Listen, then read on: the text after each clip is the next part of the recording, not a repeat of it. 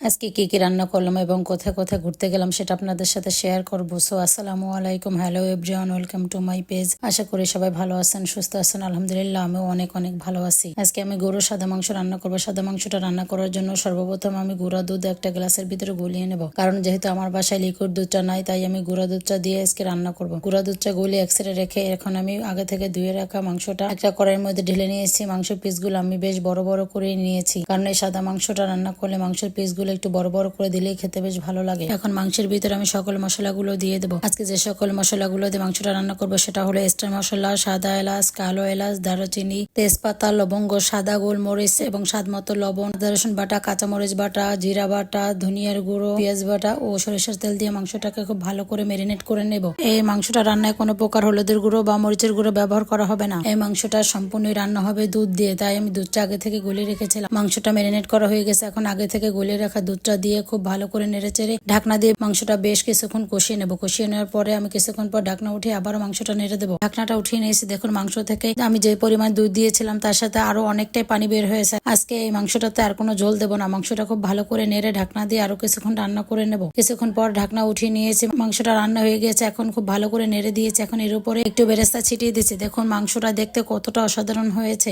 এই মাংসটা কিন্তু পোলাও বা পরোটার সাথে খেতে বেশ দারুণ লাগে। আমি এখান থেকে কিছুটা মাংস একটা বাটিতে উঠিয়ে দেখাচ্ছি। দেখুন মাংসটা কতটা সফট হয়েছে, তুলতুলে নরম হয়েছে। এই মাংসটা যত নরম হবে ততই খেতে দারুণ লাগবে। তাছাড়া এমনিতেই আমার ছেলেটা আবার মাংস শক্ত হলে খেতে পারে না। ওকে মাংসটা যত নরম করে রান্না করে দেবো ততই ও ভালো করে খেতে পারে। তাই আমার বাসায় আমার ছেলেটার জন্য মাংসটা বেশি নরম করে রান্না করতে হয়। মাংস বেশি শক্ত হলেও খেতে পারে না। তবে আমি কিন্তু আজকে পরোটাও বানাইনি, পোলাও রান্না করিনি। আজকে এটা সাদা ভাত দিয়েই খাবো। সাদা ভাত দিয়ে খেতেও কিন্তু বেশ ভালোই লাগে। দুপুরে রান্নাটা কমপ্লিট করে গোসল নামাজ শেষ করে দুপুরে খাবারটা খাওয়ার পরে বিকেলবেলা বাচ্চাদের নিয়ে আমাদের বাসার পাশে একটা নদী আছে, সেটা একটু নৌকা দিয়ে ঘুরলাম। তবে আমার বাচ্চারা নৌকা দিয়ে ঘুরতে বেশ পছন্দ করে, আমারও বেশ ভালোই লাগে। আর আমাদের বাসার পাশের এই নদীটাতে শুক্রবার হলেই ছেলেরা এরকম ট্রলারে করে গান বাজনা, ডিজে গান বাজিয়ে ওরা খুবই আনন্দ করে। এটা দেখতেও বেশ ভালোই লাগে। বাচ্চাদের নিয়ে এভাবে মাঝে মাঝে ঘুরতে গেলে ওদের মনটা বেশ ভালো হয়ে যায়, কারণ যেহেতু ওরা ফ্ল্যাট বাসায় আটকা জায়গাতে থাকে তাই সবসময় আটকা জায়গায় ঘরের ভিতরে থাকতে ওদের ভালো লাগে না। মাঝে মাঝে একটু ঘুরতে নিয়ে গেলে ওদের মনটা বেশ ভালো হয়। তবে এই নদীর চারপাশের পরিবেশটা এত সুন্দর,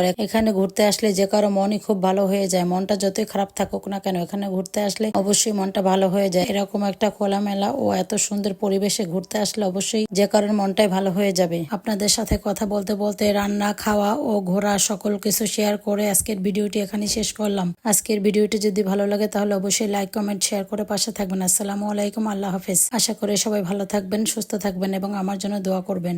এবং ভিডিওটি কেমন লাগলো অবশ্যই কমেন্টে জানাবেন।